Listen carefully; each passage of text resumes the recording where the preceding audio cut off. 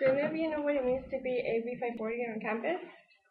No? Well, this is usually where an undocumented student starts when they're trying to get any type of higher education. This is just one of the many hurdles that these students have to go through and they have to face when trying to get higher education. Many of you may or may not know any student that is AB 540, but most of them would be undocumented. The majority, especially in LA, are Latino, Hispanic. Of course, there could be any ethnicity, but they're mostly Latinos. And when you think of undocumented, you think of Latinos, and that I believe that's due to the media because they're always portraying them like that. Many classmates are undocumented students, and I bet you didn't know. I also bet you didn't know a lot of struggles they have to go through, and some of the opportunities that they don't have, just like you guys. All students have to work hard to get their education, but these students have to jump through hurdles just to try to get the same thing. Undocumented students work extremely hard to get their education and are rarely known on campus.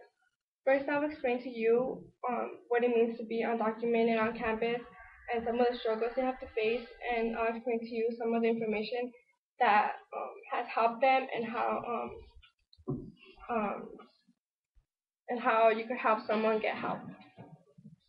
First, I'll start with what it means to be AB 540. According to an information found,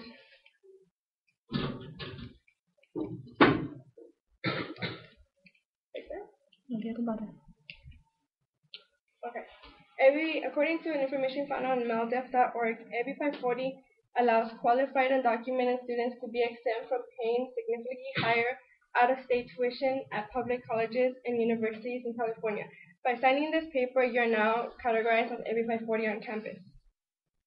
Once in school, the work only begins because these students don't qualify for FAFSA or Cal Grant, so they have to find some other way to pay for college.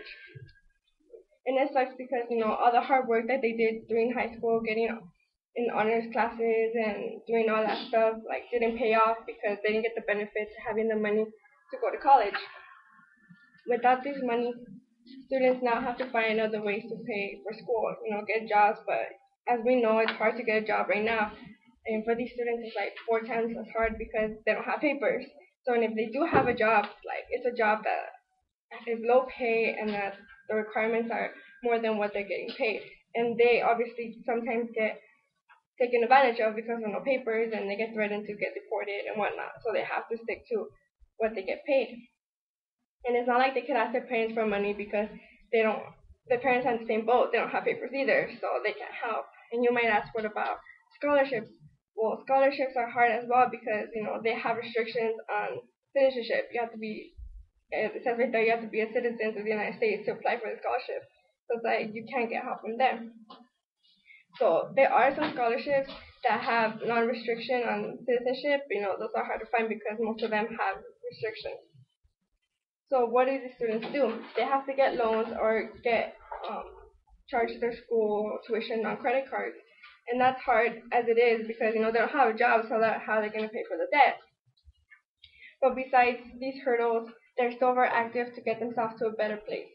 You might hear of rallies on the media and of a documented is a topic being covered almost daily. According to a 2012 article published in the Urban Review by Galindo, he states, the growing number of Latino immigrant students have become the focal point of political debates over bilingual education, access to higher education, birthright citizenship, and federal activities to regularize their status.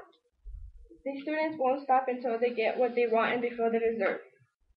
Many have their opinion about this topic, but my job is here just to inform you and get their voices heard. I'm not trying to make you have a decision about this. These students work really hard and just trying to better themselves and try to put themselves in a better position in life. And like Galindo mentions, in spite of the difficult situation and increase of anti-immigration policies, some undocumented students have resisted hopelessness and despair and have engaged in community service, volunteerism, and political organizing. These students work very hard, and all they want is to have the ability to have a career through education. So now I have talked to you about some of the struggles I have to face, and now I'm going to tell you some about the resources that has helped them to have less hurdles. The first thing that has helped them was the AB 540, but that wasn't enough, so they fought for more. AB 130 gives students the ability to apply for scholarships without restrictions. So this just happened, I think, in 2011, where the restriction was taken away. So now any student of any status can apply for any scholarship. AB 131 gives the ability to qualify for some type of FAFSA. This is not the same FAFSA you guys file for. It's a different, it's called the DREAM Act, and this is a help to these students, but they only get 1% of what you guys get. So it's not even a lot. So the battle begins between each other on the undocumented students. About a year ago, every 540 students were afraid to come out and say that they were undocumented due to fear of deportation. But slowly this has changed. These students shouldn't have to hide in the shadows, and this is what Surge wants to portray. According to Surge's Facebook page,